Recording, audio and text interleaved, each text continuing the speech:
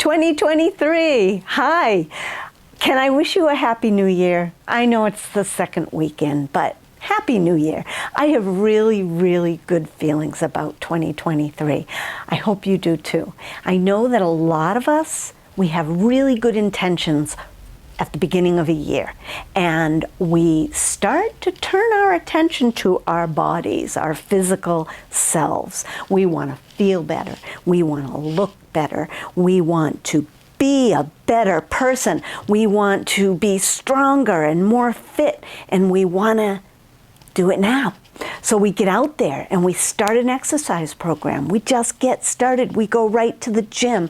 We start running. We start speed walking or lifting, doing all the things that we know would be good for us so that we're healthier. And then, does this happen to you? You get an injury and it derails all your plans. It happens to me. I start something and then I get injured, or I have pain that interferes in my ability to continue on with my goals for my body. I'm Ellie, owner of My Body Works. I help people get out of pain, including myself.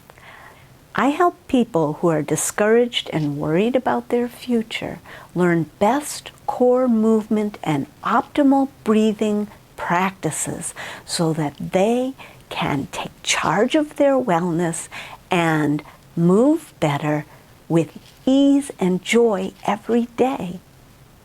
Doesn't that sound great? Yay! So why is it? Why is it that we start an exercise program, we think we're doing the right things, we may even have a trainer, or we may have a gym where we're watching other people, and some of us become injured anyway, and then you can't do what you wanted to do. And this becomes a cycle. It happens over and over again. And it gets very discouraging. But why does it happen? So one theory, or one thought, is that it's about the core. And you might actually hear this, that you need to strengthen your core. But it's more about core stability.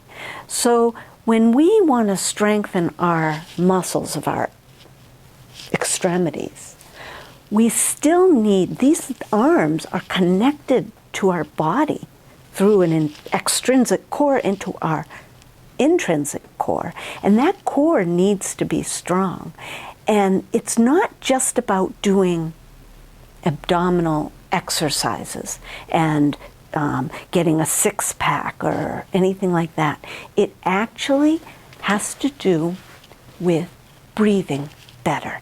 So our breathing muscles are our core. And if our brain doesn't feel like we are stable within our core, it may stop you from doing what you want to do. It may decide, instead of taking a longer stride, no, you can't. It doesn't feel safe. It's going to shorten your stride. Or it's going to cause pain to stop you from doing something that may damage something. So it starts with the core. Your brain will also make you feel tight. You might feel tightness, and you might feel like you need to stretch all the time. But that tension, stretching it may not help, because your brain is doing that to keep you from overdoing and causing injury. So that tightness, that foam rolling and stretching over and over and over again isn't really the best route to take, because it's not going to change your brain. It's not going to get your brain to say, oh, I can move that now.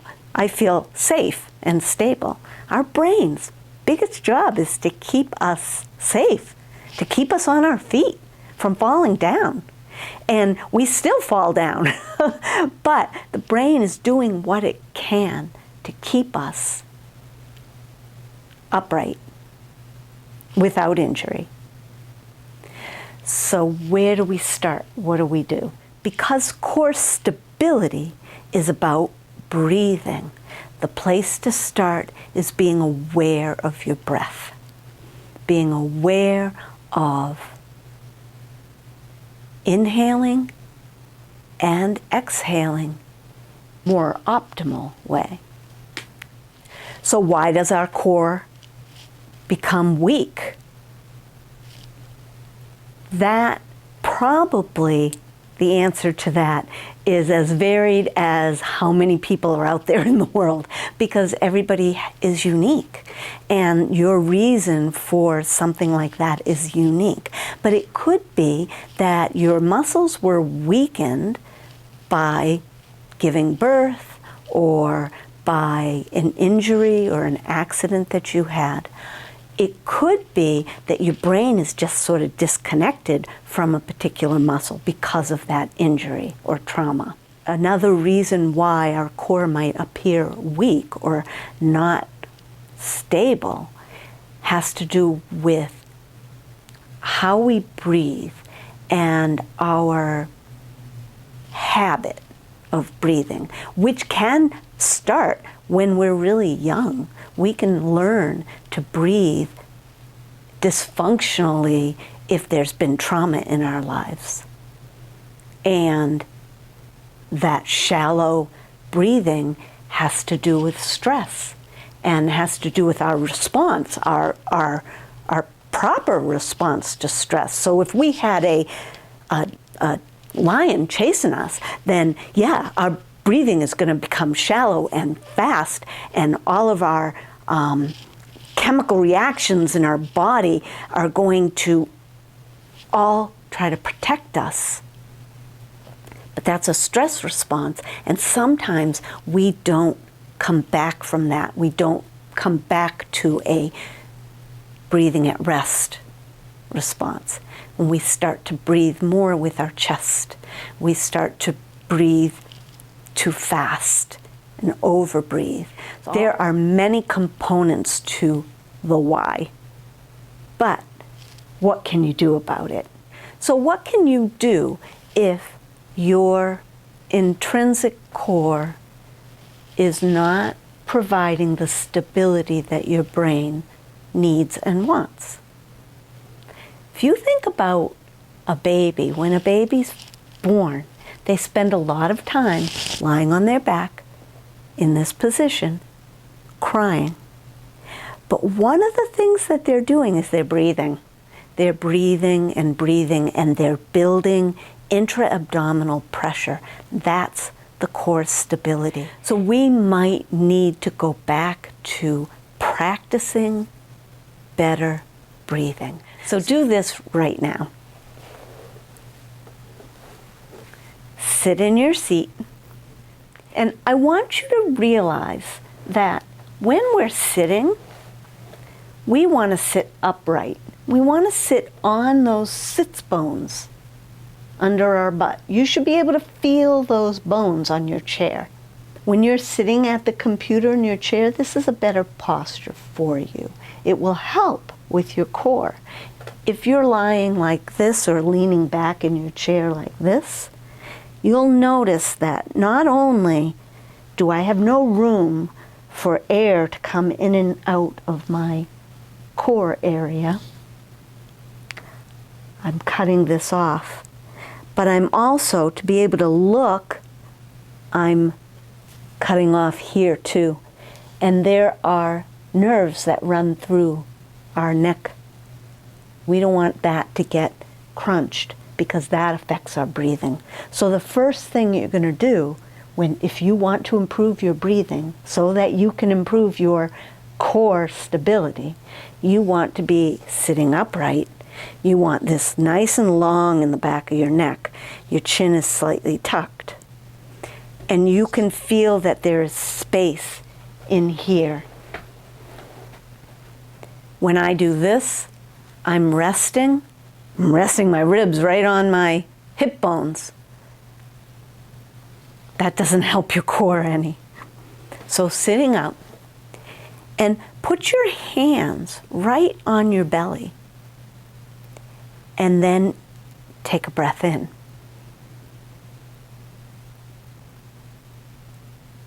And as you breathe in, do you feel your belly expand and push out? Or do you feel your belly go in? So do that again. I'm actually going to put a hand up here and a hand here. And when you inhale in, so try this. Put a hand on your belly and a hand on your chest. And inhale. And when you inhale, pay attention to which hand moves first.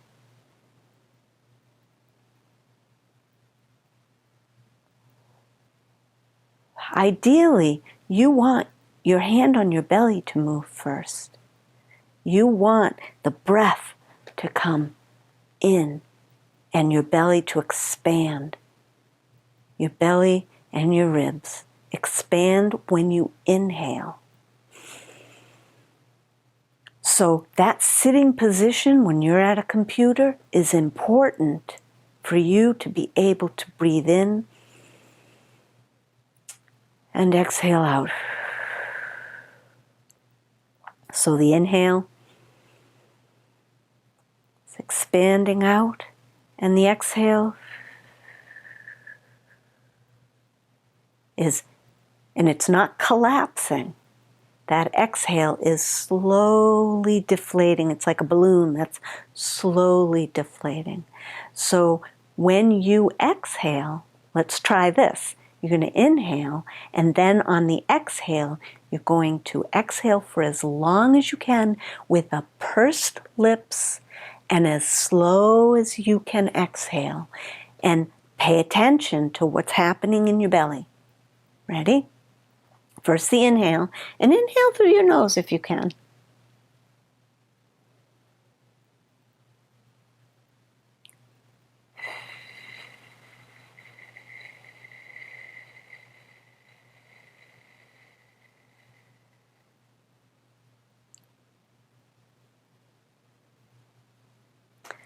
So when you try this again, see if you can feel that as you're exhaling, your belly starts to contract, it starts to go in. Your belly button starts to go towards your spine. Those are those muscles contracting and pushing the diaphragm back up into your chest or into your rib cage. That's a first step to connecting with your core so that you can build core stability.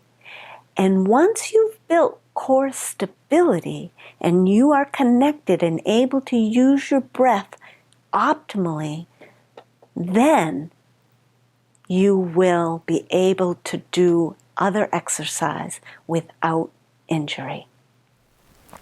Thank you so much for watching. Are you interested in more? Hit the subscribe button to get tips on better breathing and best core movement so that you can have ease and joy in moving your body every day.